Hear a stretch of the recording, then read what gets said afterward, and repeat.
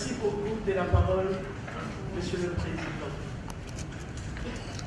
La clé de répartition de Frivao est tirée de l'arrêt même de la Cour internationale de justice. C'est clairement expliqué dans cet arrêt. Vous n'en avez pas en substance?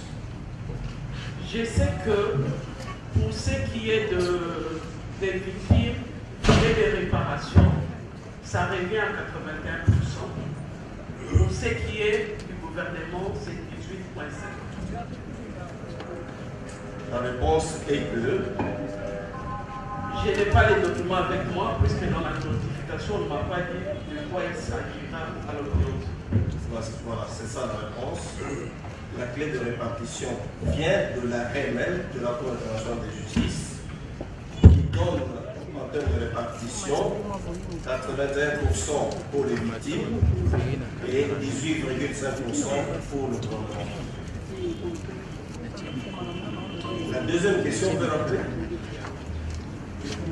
Oui, le compte du ministère public, qu'est-ce que je dis? Ministère de la Justice, ce compte à la revente a été ouvert par qui? Merci, Monsieur le Président. Ce compte venait d'ouvrir. Ça doit être le président qui l'avait ouvert, puisque le dossier RDC Ouganda ne commence pas avec mon accession à la tête du ministère de la Justice. C'est un compte existant et quand Ouganda devrait virer l'argent, on a utilisé ces comptes du ministère de la Justice. Je crois que ça doit être ouvert compte des ministres dans mon mandat. C'est un compte de C'est ça sa réponse. La troisième question, c'était... Oui, ce compte-là, le compte ouvert à la Royal Bank, portant comme intitulé Ministère de la Justice Frivao. Ce compte-là est-il différent du compte de Frivao? Effectivement, ce compte est différent, étant donné que Frivao, c'est un établissement public, il a une certaine autonomie. Ce compte-là, dès que l'argent tombe sur les comptes du ministère de la Justice, avec la répartition que je viens de vous faire tout à l'heure, de 81%, on doit virer le reste de l'argent sur les comptes Frivao. La réponse est celle-là. Ce compte-là, d'après la répartition Frivao dans ce compte-là est différent du compte du ministère de la Justice, compte tenu de la répartition qui avait déjà été décidée par l'arrêt de la Cour internationale de justice.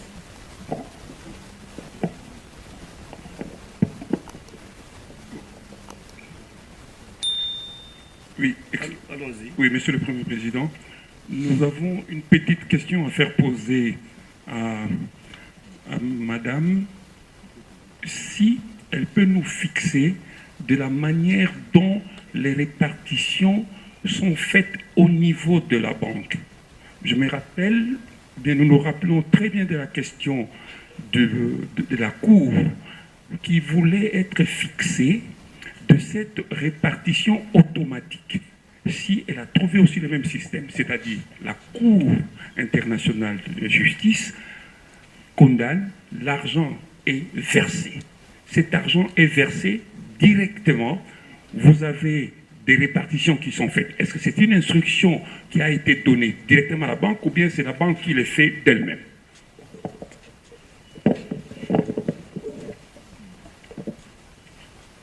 Vous avez compris la question? Oui, j'ai bien compris la question. Vous devez y répondre. L'argent tombe sur les comptes du ministère de la Justice. Et étant donné qu'il y a la répartition de ces différentes quantités, c'est au ministre de la Justice, qui est le ministère des tutelles, qui vire sur les comptes de Frivao. Puisqu'en Ouganda, on ne connaît pas Frivao. En Ouganda, on connaît le ministère de la Justice, le gouvernement. C'est ainsi, quand cet argent arrive, le ministre des tutelles de la Justice a l'obligation de virer cet argent sur les comptes Frivao, mais les quantités qui reviennent à Frivao. La question, on y a répondu. Oui. Vous avez une autre question? Oui. Les 18% du ministère de la Justice, qui gère ça? Parce qu'il y a... Vous n'avez pas la réponse là vous-même. Non, on va poser la question. On va poser la question. Ça Parce va. que vous gérez en même temps le ministère de la Justice, que vous n'avez pas cette réponse-là. Ou bien vous voulez comparer... Elle est évidente. Oui. La réponse est évidente. La réponse est laquelle? La réponse est laquelle? On peut lui poser cette question?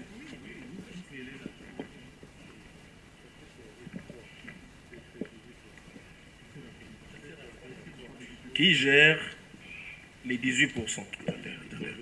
Comme vous l'avez dit, Monsieur le Président, c'est le ministre de la Justice.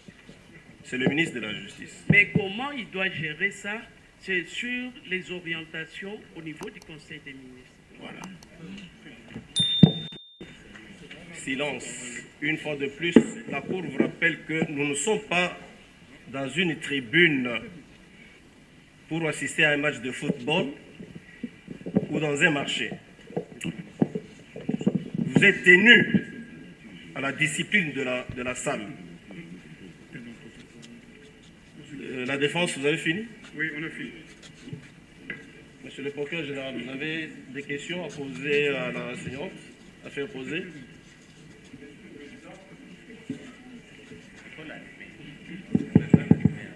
Monsieur le Président, nous sommes satisfaits parce que nous sommes réconfortés dans notre position.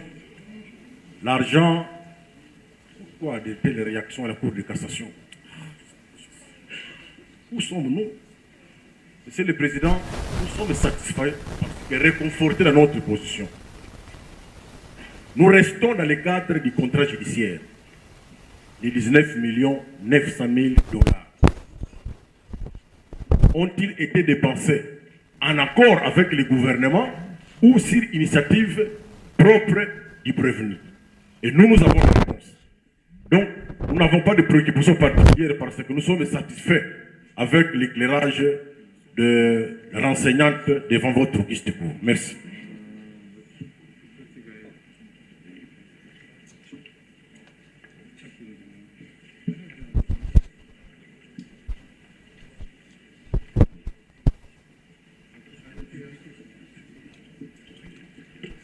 La Cour a quand même une préoccupation, veuillez la noter.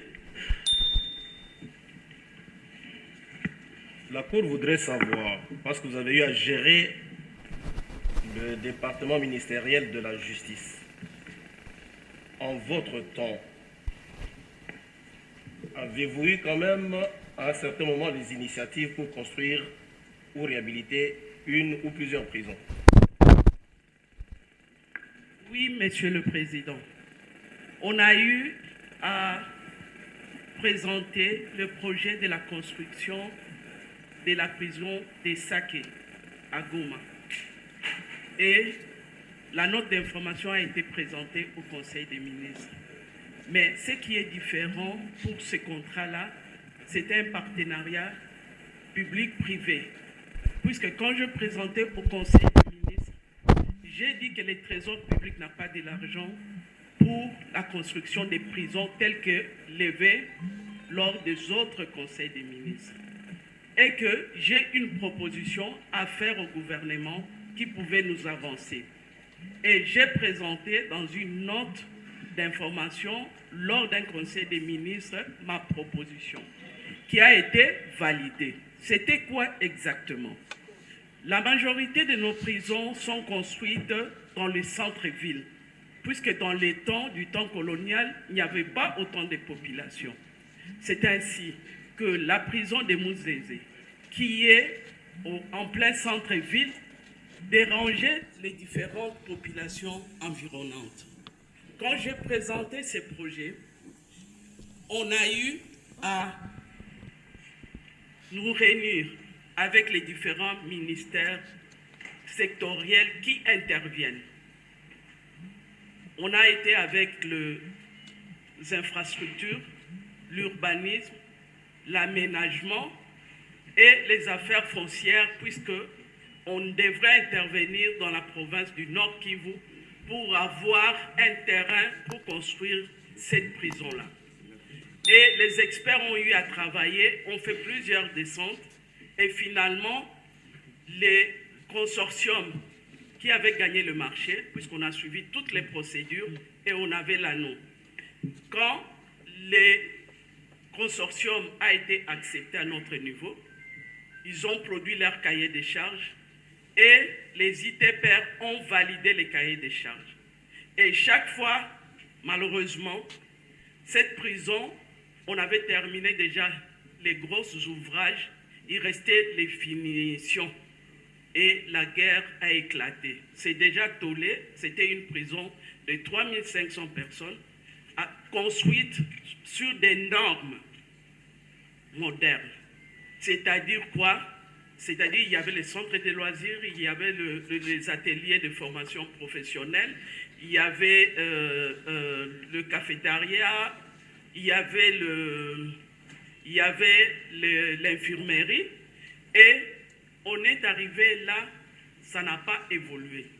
Et que, avant qu'on commence les travaux, j'avais tous les documents des ITPR avec la validation de cahier des charges, et même quand la construction a commencé, les ITPR étaient sur terrain pour voir, et ils descendaient avec mes équipes et l'aménagement du territoire, le ministère de l'aménagement du territoire, chaque fois au niveau des Goma. C'est l'expérience que j'ai vécue pendant mon passage au ministère, et que cette prison, elle est là. On ne sait pas continuer tous les travaux restants, mais le contrat est là et il est encore viable. Merci. D'accord. Une autre question de curiosité. Est-ce que pendant votre règne ou lors de votre passage à l'administration du ministère de la Justice, vous avez connu la cellule de gestion du projet de la mairie? Si oui, qui nomme les membres et selon quel critère? J'ai trouvé cette cellule et je n'ai touché personne. Et je les ai laissés. Sûrement, mes prédécesseurs les avaient mis en place. C'est une équipe qui existe depuis quelques années et que, en tout cas, je n'ai pas bougé. Ce sont eux les premières personnes avec qui nous travaillons d'abord au ministère avant d'aller en dehors du ministère. Et c'est cette cellule qui fait le suivi de ces différentes procédures qu'on doit faire pour aboutir à avoir l'anneau et à exécuter le projet. Enseignante, la construction des prisons, c'est une question sécuritaire, oui ou non? Ça, c'est la première question. Et la deuxième, à votre départ du gouvernement, vous avez laissé à peu près combien dans le compte du gouvernement et celui de Frivao?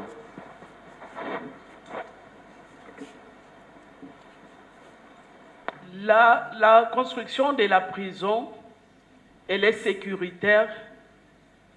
Elle peut ou ne pas être sécuritaire. Elle est sécuritaire surtout pour ce qui est de provinces dans l'état de siège, puisque la majorité de détenus sont souvent des groupes armés, la majorité. Et comme il y avait pléthore, c'était une priorité pour le gouvernement de construire cette prison pour pouvoir désengorger le Grand Nord, le Sud Kivu et le Nord Kivu. Deuxième priorité qu'on avait au gouvernement, c'était la prison de Makala. On devrait commencer la construction de la prison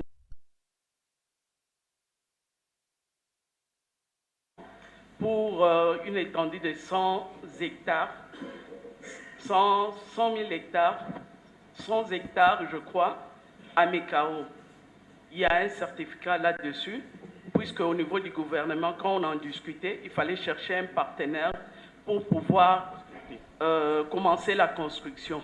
C'était les deux prisons qui étaient prioritaires en dehors de certains terrains qu'on avait déjà obtenus dans certaines provinces.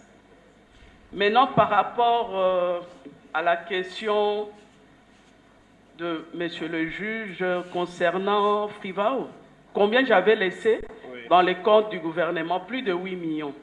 Je n'ai pas les chiffres en tête, ça fait plus d'une année. Mais je crois le relevé bancaire peut faire fi du montant exact.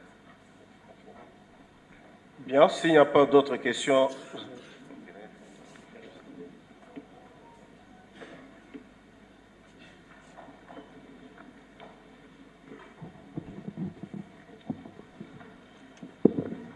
Une question également de curiosité.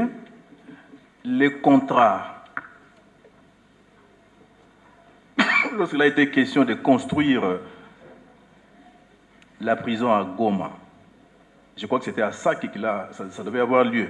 Les travaux ne sont même pas allés jusqu'à terme. Ok, alors, les contrats pour ces travaux-là a été conclu par qui? Entre qui et qui? Est-ce qu'entre le ministère de la Justice et je ne sais pas quelle entreprise, ou entre le ministère des ITPR et l'entreprise X qui a été désignée? Comment, pour avoir une précision là-dessus? La différence pour la construction de cette prison, comme je l'ai dit, c'était un partenariat public-privé.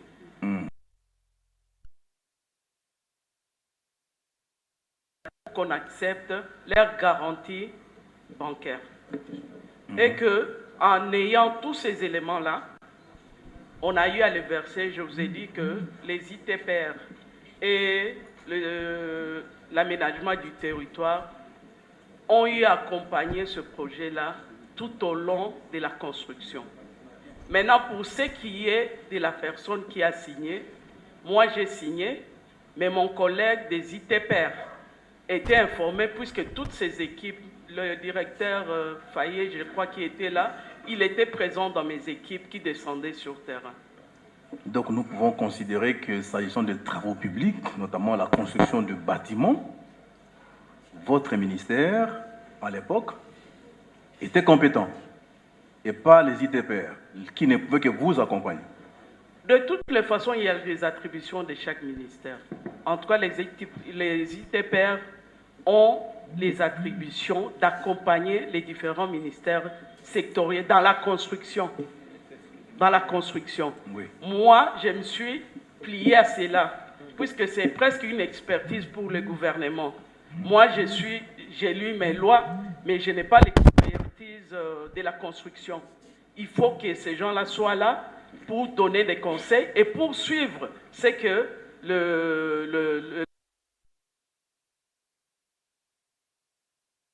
Il nous a été lu ici une ordonnance fixant les attributions des ministères au niveau du gouvernement. Et dans la lecture qui nous a été faite la fois dernière, il a été constaté que seuls les ministères des ITPR ont cette compétence-là. Construction de bâtiments publics, bien entendu. Mais bon, on constate qu'il y a une sorte de pratique qui consiste à amener les ITPR à accompagner au lieu de prendre les devants de ces travaux-là publics. Est-ce qu'il y a une explication que vous avez obtenue à ce sujet? Je ne sais pas, je n'ai pas suivi ce qui s'est passé la fois passée, mais de toutes les façons, il y a eu un expert des ITPR qui était là. Je crois qu'ils sont compétents de donner des plus amples explications par rapport à leurs attributions. Moi, je parle de mon ministère. En son temps, pour moi, je ne pouvais pas avancer dans un tel projet sans l'expert du gouvernement en matière de construction. D'accord. Comme il n'y a plus de préoccupations à l'égard de la renseignante, la Cour la libère et lui présente ses remerciements pour cela. C'est parti.